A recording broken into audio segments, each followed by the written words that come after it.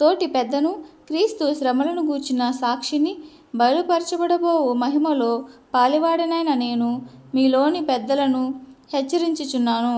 బలిమి చేత కాక దేవుని చిత్త ప్రకారము ఇష్టపూర్వకముగాను, దుర్లభాపేక్షతో కాక సిద్ధ మనసుతోనూ మీ మధ్యనున్న దేవుని మందను పై విచారణ చేయుచు దానిని కాయుడి. మీకు అప్పగింపబడిన వారిపైన ప్రభువునైనట్టుండక మందకు మాదిరులుగా ఉండుడి. ప్రధాన కాపరి ప్రత్యక్షమైనప్పుడు మీరు వాడబారని మహిమ కిరీటము పొందుదురు. చిన్నలారా, మీరు పెద్దలకు లోబడియుండుడి. మీరందరూ ఎదుటివాని ఎడల దీన మనస్సు అను వస్త్రము ధరించుకొని మిమ్మును అలంకరించుకొనుడి. దేవుడు అహంకారులను ఎదిరించి దీనులకు కృప అనుగ్రహించును. దేవుడు తగిన సమయమందు మిమ్మును హెచ్చించునట్లు ఆయన బలిష్టమైన చేతి క్రింద దీన మనస్కులై ఉండుడి. ఆయన మిమ్మును గూర్చి చింతించుచున్నాడు గనుక మీ చింత యావత్తు ఆయన మీద వేయుడి. నిబ్బరమైన బుద్ధి గలవారే మెలకువగా ఉండుడి.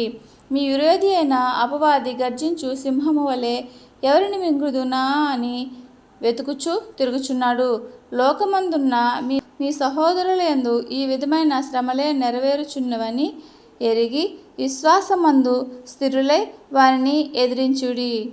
తన నిత్య మహిమకు క్రీస్తునందు మిమ్మును పిలిచిన సర్వకృపానిధియగు దేవుడు కొంచెము కాలము మీరు శ్రమపడిన పిమ్మట తానే మిమ్మును పూర్ణులనుగా చేసి స్థిరపరిచి బలపరచును. యుగయుగములకు ప్రభావం ఆయనకు కలుగునుగాక. ఆమేన్. మిమ్మును హెచ్చరించుచు ఇదియే దేవుని సత్యమైన కృప అని సాక్ష్యము చెప్పుచు నిక్షేపముగా రాసి మీకు నమ్మకమైన సహోదరుడనని ఎంచిన సిల్వాను చేత దీనిని పంపుచున్నాను. ఈ సత్యకృపలో నిలకడగా ఉండుడి.